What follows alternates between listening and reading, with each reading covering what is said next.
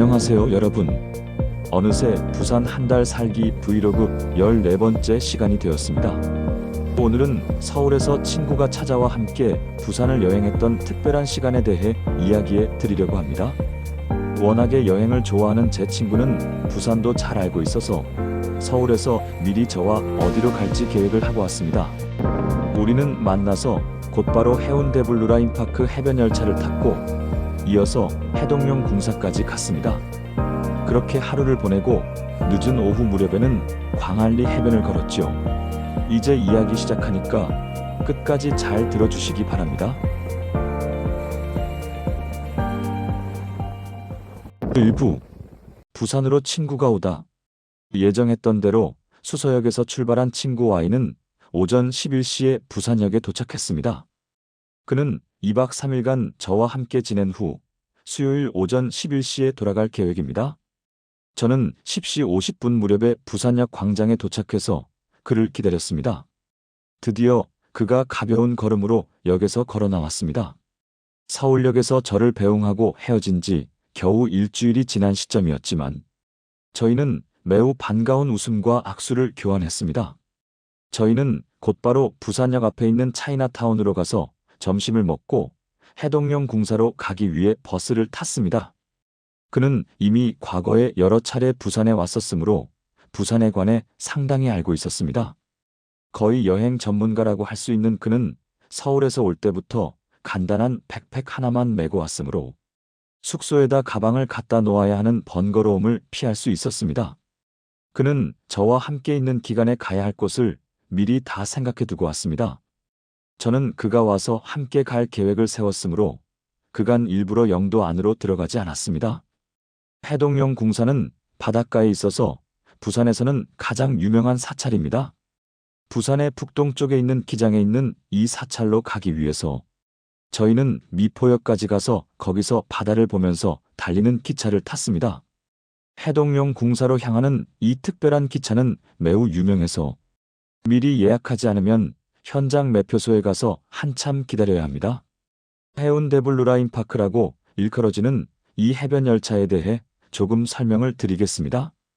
이 철길은 원래 1935년 일제강점기 때 개통되어 무려 80년 가까이 동해 남부선 본선으로 사용되던 구간이었습니다. 부산과 포항을 잇는 이 철길은 부산 시민들의 통학로이자 통근로였고 보따리 장수들의 생활터전이기도 했습니다. 그러나 시가지가 확장되고 지형이 협소해지면서 복선 전철화가 어려워졌고 2013년 12월에 새로운 노선이 장산 내륙을 관통하는 터널로 이설되면서 옛 철길은 폐선되었습니다. 폐선 후 이 아름다운 해안 철길을 어떻게 활용할지에 대해 많은 논의가 있었습니다. 레일바이크, 자전거길, 산책로 등 다양한 방안이 검토되었고 결국 2020년 10월 7일 해변 열차가 2021년 2월 4일에는 스카이캡슐이 개통되면서 해운대 블루라인파크로 새롭게 태어났습니다. 옛 철길이 관광자원으로 재탄생한 것입니다. 이 해변 열차는 말 그대로 해변에서 바다를 보면서 달립니다. 성신아레스티라는 회사에서 제작한 친환경 배터리 충전식 트램으로 승객들이 바다를 보고 앉을 수 있도록 좌석이 설치되어 있습니다. 이 열차는 미포에서 송정해수욕장까지 4.8km 거리에 있는 대여섯 개의 정거장을 거치면서 달립니다. 승객들은 중간에 내려서 바다를 보면서 철로 옆으로 설치된 멋진 나무 데크를 걷거나 군데군데 자리 잡은 해변 카페나 식당에서 쉴 수도 있습니다. 특히 송정 정거장은 1930년대에 지어진 구송정역 건물을 그대로 사용하고 있어 옛 동해 남부선의 역사를 느낄 수 있는 곳입니다. 저희는 해변을 달리는 열차를 탔지만 7m에서 10m 높이에서 운행되는 스카이캡슐을 타는 사람들도 있습니다. 한국 ANG에서 제작한 이 소형 모노레일은 공중에서 작은 캡슐에 타고 다니는 것이라 연인이나 아이가 있는 가족이라면 그런 경험도 좋을 듯합니다. 해변 열차와 스카이캡슐 두 가지 모두 폐선된 옛 철길을 활용한 것이지만 각각 다른 높이에서 부산의 바다를 감상할 수 있습니다. 저희가 도착했을 때 매표소에는 이미 많은 사람들이 모여 있었습니다. 다행히 이미 여행 경험이 많은 Y는 서울에서 출발하기 전부터 해변 열차 티켓을 미리 예매해 둔 터라 저희는 오래 기다리지 않고 2시 기차를 탈 수 있었습니다. 매표소에는 다음 열차를 기다리는 줄이 길었지만 저희는 곧바로 기차를 타는 라인으로 들어갔습니다. 1시 반에 현장에 도착한 사람들은 월요일임에도 불구하고 3시 기차를 타야 할 만큼 관광객이 많았습니다. 알고 보니 티켓 가격에 따라 기차에서 내리고 타고를 반복할 수 있기도 합니다. 싼 가격의 티켓은 무조건 중간에 타고 내리고를 반복할 수 없다는 말입니다. 해변 열차를 타고 가다 보면 중간중간에 아름다운 곳이 많고 근사한 바닷가를 배경으로 철로 옆에 걸어다니기 좋은 나무 데크 도로가 이어져 있습니다. 해변 열차를 탄 승객들 모두 해동용 궁사로 가는 것은 아닙니다. 많은 승객들은 이렇게 맑은 가을날 그저 해변 기차 타기를 즐기기도 하고 중간에 내려서 해변에 있는 카페로 가거나 철로변을 걷기도 합니다. Y는 시간이 많지 않으니까 다른 곳에 들르지 않고 즉시 해동용 궁사로 갈 것이라고 말했습니다. 저희가 탄 해변 열차는 미포 정거장에서 출발하여 달맞이 터널, 청사포, 다릿돌 전망대, 구덕포 정거장을 거쳐 20분 만에 송정 정거장에 도착했습니다. 해동용 궁사로 가기 위해서는 송정 정거장에서 택시를 타거나 걸어가야 합니다. 해변 열차 내부 좌석들은 철로를 달리는 동안 동해를 바라보도록 배치되어 있습니다. 1열은 창 바로 앞에, 2열은 그 뒤에 조금 더 높게 앉을 수 있도록 만들어졌으며 그 뒤에도 사람들이 서서 바다 풍경을 볼 수 있도록 되어 있습니다. 저희는 1열에 앉았고 창밖으로 한없이 펼쳐진 듯한 바다를 보았습니다. 10월의 맑은 날 바다 풍경이 눈부시도록 푸르고 아름다웠습니다. 평화롭고 아름다워서 옆에 친구만 없다면 눈물이 날 지경이었습니다.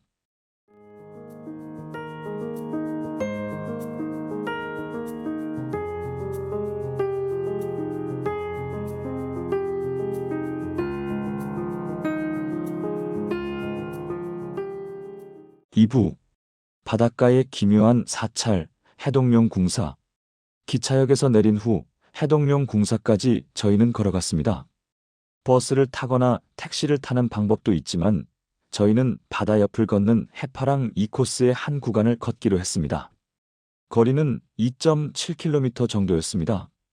해동용 궁사 입구에 이르자 의외로 매우 많은 사람들이 사찰로 들어가고 있었습니다. 마치 부산에서 이곳이 가장 유명한 관광지인 듯 보였습니다. 부산의 관광지 가운데 이렇게 사람이 많이 몰리는 것을 처음 보았습니다.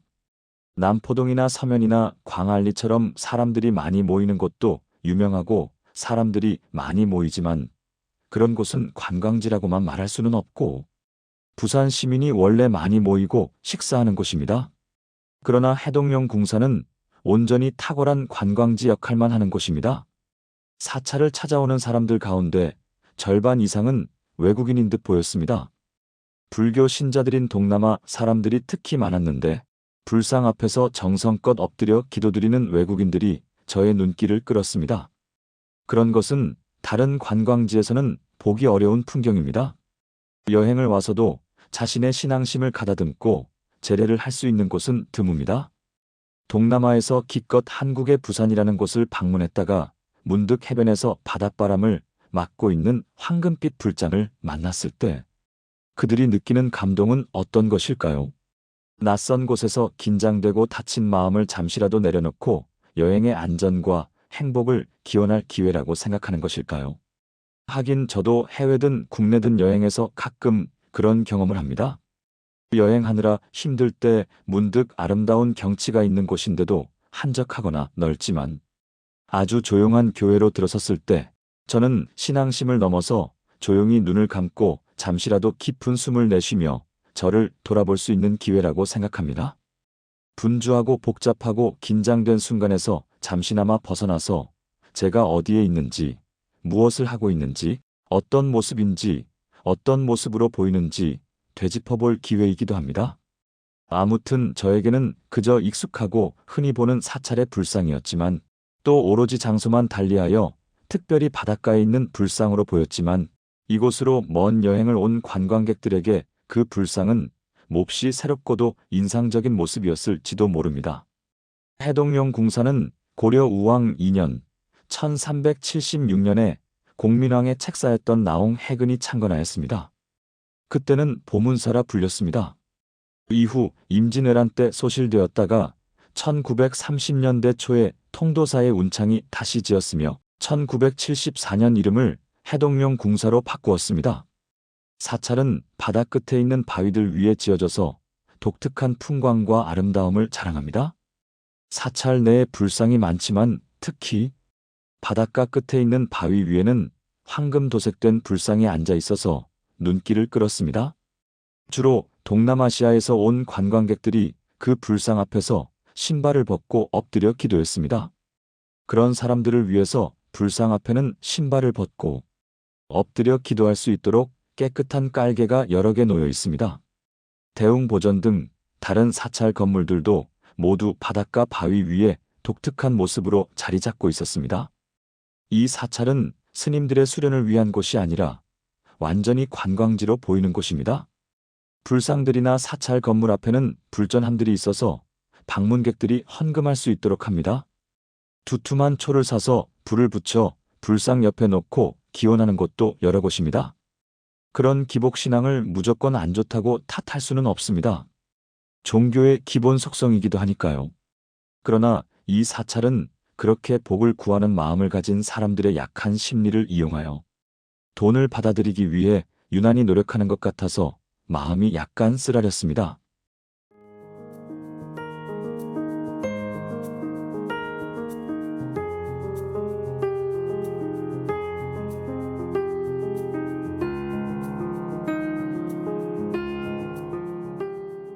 (3부) 광안리 해변을 걷다? 사찰에서 나온 저희는 입구에서 택시를 타고 곧바로 광안리 해변으로 갔습니다. 친구 아이가 시간이 많지 않기 때문에 바로 광안리로 가는 것이 낫겠다고 했기 때문입니다. 저는 물론 나름대로 계획을 짜고 온 그의 말을 따랐습니다. 택시를 타자 다행히 택시 운전기사는 부산의 여러 변화에 관해 설명해 주었습니다. 또한 그는 마치 저희의 바람을 알고 있다는 듯 저 유명한 광안대교로 올라섰습니다. 제가 광안리 해변에서 보았던 바다 위를 가로지르는 다리였습니다. 저희는 서쪽으로 가고 있었기 때문에 그 위에서 정면으로 달려드는 해를 보면서 달리고 있었습니다. 다리 위에서 바라보는 해변과 건물들과 도시의 풍경은 또 특이해 보였습니다. 부산이니까 가능한 모습이었습니다. 드디어 광안리 해변에 도착한 저는 신발과 양말을 벗고 모래사장을 걸었습니다. 해변은 아마 2km 정도의 길일 것입니다. 맨발로 모래와 바닷물의 감촉을 느끼는 것은 즐거운 일입니다. 물은 그리 차갑지 않아서 다행이었습니다. 모래사장 끝에 이르러 강한 바람을 내는 먼지떨이 기계를 사용하여 모래가 묻은 발을 털어냈습니다. 참 좋고 편리한 기계입니다. 아름다운 광안리 해변에서 숙소로 올 때는 지하철을 이용했습니다. 숙소로 가서 Y의 배낭을 내려놓고 저희는 저녁을 먹으러 서면시장으로 향했습니다. 오후 6시 반쯤인데도 불구하고 먹거리 골목에는 사람들이 별로 없었습니다. 팬데믹 이후 한국의 거의 모든 골목에서 외식 습관이 상당히 사라졌는데 서울보다 지방에서 더욱 심해진 듯 보입니다.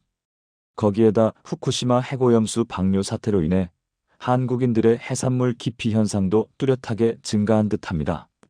사태가 이 지경이니 수많은 식당 주인들은 어떻게 먹고 살아야 하는지 참 암담하다는 생각이 들었습니다.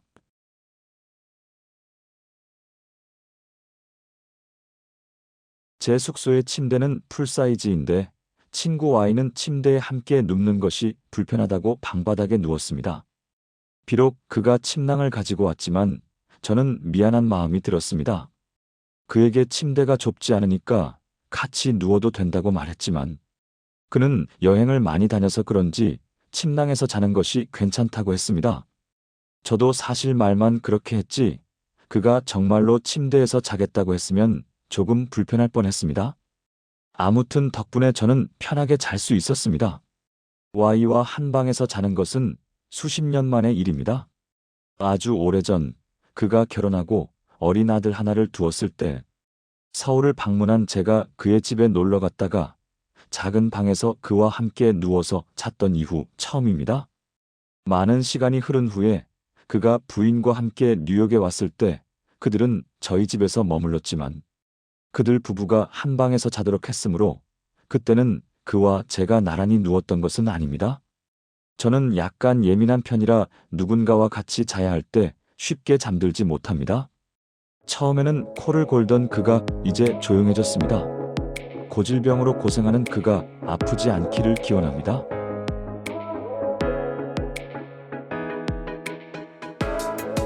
오늘 이야기는 여기까지입니다.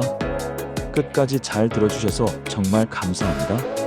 오랜 친구와 함께한 부산에서의 특별한 하루를 여러분과 나눌 수 있어서 기뻤습니다. 다음 이야기도 기대해 주세요. 감사합니다.